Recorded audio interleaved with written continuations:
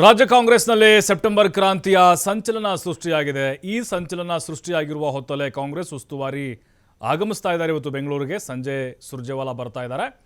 ರಣದೀಪ್ ಸಿಂಗ್ ಸುರ್ಜೇವಾಲಾ ರಾಜ್ಯ ಕಾಂಗ್ರೆಸ್ ಉಸ್ತುವಾರಿ ಆಗಿದ್ದಾರೆ. ಪಕ್ಷದಲ್ಲಿ ಆಂತರಿಕ ಭಿನ್ನಾಭಿಪ್ರಾಯಗಳು ಹೆಚ್ಚಾದಂಥ ಹಿನ್ನೆಲೆಯಲ್ಲಿ ಅವರ ಭೇಟಿ ಮಹತ್ವವನ್ನು ಪಡೆದುಕೊಂಡಿದೆ. ಸಾಲು ಸಾಲು ಅಸಮಾಧಾನಗಳು ಸ್ಫೋಟ ಆಯಿತು ಕಾಂಗ್ರೆಸ್ನಲ್ಲಿ. ಸ್ವಪಕ್ಷದ ಸರ್ಕಾರದ ವಿರುದ್ಧ ಅವರೇ ಸಿಡಿದೆದ್ದಿದ್ದಾರೆ.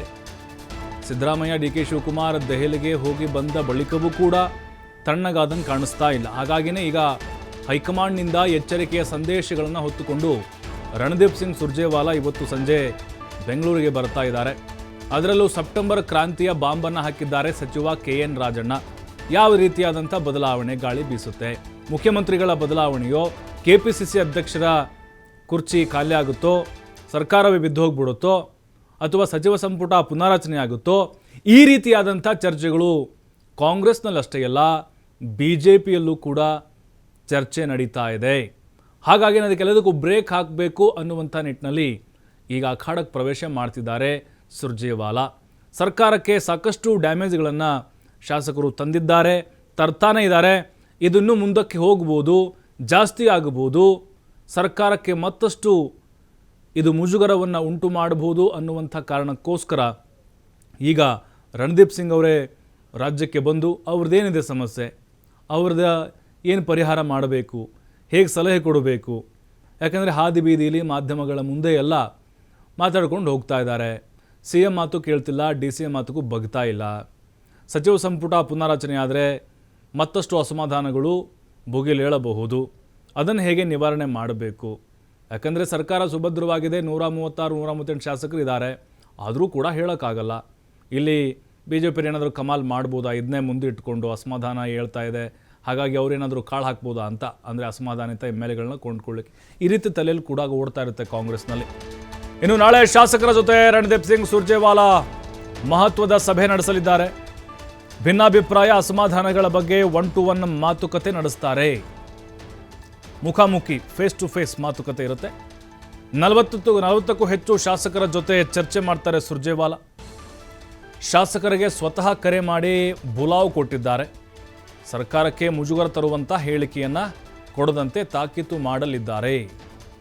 ಯಾವುದೇ ವಿಚಾರ ಇದ್ರೂ CM ಹಾಗೆ DCM ಜೊತೆ ಮಾತಾಡಿ, ಯಾಕೆ ಮಾಧ್ಯಮಗಳ ಮುಂದೆ ಬರ್ತೀರಿ, ಬಹಿರಂಗವಾಗಿ ಯಾಕೆ ಸ್ಟೇಟ್ಮೆಂಟ್ ಕೊಡ್ತೀರಿ? ಈಗಾಗಲೇ CM ಮತ್ತು DCM ಅವ್ರನ್ನ ಡೆಲ್ಲಿಯಲ್ಲಿ ಮೀಟ್ ಆಗಿದ್ದಾಯಿತು. ಮತ್ತೊಂದು ಸುತ್ತಿನ ಮಾತುಕತೆ ನಡೆಸಬಹುದು. ಮೊದಲಿಲ್ಲಿ ಶಾಸಕರ ಅಸಮಾಧಾನವನ್ನು ಬಗೆಹರಿಸಬೇಕಾಗಿದೆ. BR ಪಾಟೀಲು ಹೊಸದ ಇಲಾಖೆಯಲ್ಲಿ ಅಕ್ರಮ ನಡೆದಿದೆ ಅನ್ನುವಂಥ ಆರೋಪವನ್ನು ಮಾಡಿದರು. ಅವರ ಆಡಿಯೋ ಸ್ಫೋಟ ಆಯಿತು. ಜಮೀರ್ ಅವರ ಆಪ್ತ ಕಾರ್ಯದರ್ಶಿಯೊಂದಿಗೆ ಮಾತನಾಡಿದ್ದು ನೇರವಾಗಿ ಅವ್ರು ಹೇಳಿದರು, ನನಗೆ ಮನೆಗಳು ಸಿಗ್ತಾ ಇಲ್ಲ, ಒಬ್ಬ ಗ್ರಾಮ ಪಂಚಾಯತಿ ಮೆಂಬರಿಗೆ ಮನೆ ಸ್ಯಾಂಕ್ಷನ್ ಮಾಡಿಸ್ತಾರೆ ಇವರು ಅಂತ. ಆ ವಿಚಾರ ಇದು ಸರ್ಕಾರಕ್ಕಂತರೂ ಡ್ಯಾಮೇಜನ್ನು ತಂದಿದೆ, ತರ್ತಾನೇ ಇದೆ. ಅದರ ಜೊತೆಗೆ ರಾಜು ಕಾಗೆ ಅವರು ಕೂಡ ಅಷ್ಟೇ ಸರ್ಕಾರದ ವಿರುದ್ಧ ಅಸಮಾಧಾನ ಹೊರಹಾಕಿದರು. ಅನುದಾನ ಬಿಡುಗಡೆ ಆಗ್ತಾ ಇಲ್ಲ, ವರ್ಕ್ ಆರ್ಡರ್ ಸಿಗ್ತಾ ಇಲ್ಲ, ಅಧಿಕಾರಿಗಳ ಕೈಗೆ ನಮಗೆ ಸಿಗ್ತಾ ಇಲ್ಲ, ಆಡಳಿತ ವ್ಯವಸ್ಥೆ ಸರಿ ಇಲ್ಲ ಅನ್ನುವಂಥ ಆರೋಪವನ್ನು ಮಾಡಿದರು.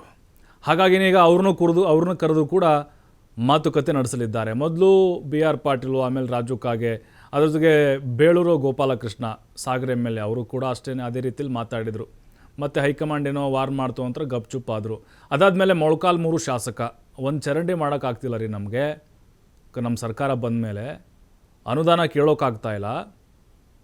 ಇವೆಲ್ಲವೂ ಕೂಡ ಅಷ್ಟೇ ಅಲ್ಲ, ಇನ್ನೂ ಹಲವು ಶಾಸಕರು ಅಸಮಾಧಾನವನ್ನು ಹೊಟ್ಟೆಯಲ್ಲಿ ಇಟ್ಕೊಂಡು ಓಡಾಡ್ತಾ ಇದ್ದಾರೆ. ಅದು ಯಾವಾಗ ಬೇಕಾದರೂ ಕೂಡ ಸ್ಫೋಟ ಆಗ್ಬೋದು ಮುಂದಿನ ದಿನಗಳಲ್ಲಿ. ಸಂಪುಟ ಪುನರಚನೆ ಆಯಿತು ಅಂತ ಹೇಳಿದ್ರೆ ಒಂದು 10ರಿಂದ 12 ಜನರೇನೋ ಕೈ ಬಿಡೋ ಸಾಧ್ಯತೆಗಳು ಇದಾವಂತೆ. ಕಡಿಮೆ ಅಂತಂದರೂ 6 ಜನಂತರೂ ಸಂಪುಟದಿಂದ ಕೊಡೋ ಸಾಧ್ಯತೆಗಳಿದ್ದಾವೆ. ಆ ಪ್ಲೇಸ್ಗೆ 20 ಜನ ಕಾಯ್ತಾ ಇದ್ದಾರೆ ಕಾಂಗ್ರೆಸ್ನಲ್ಲಿ.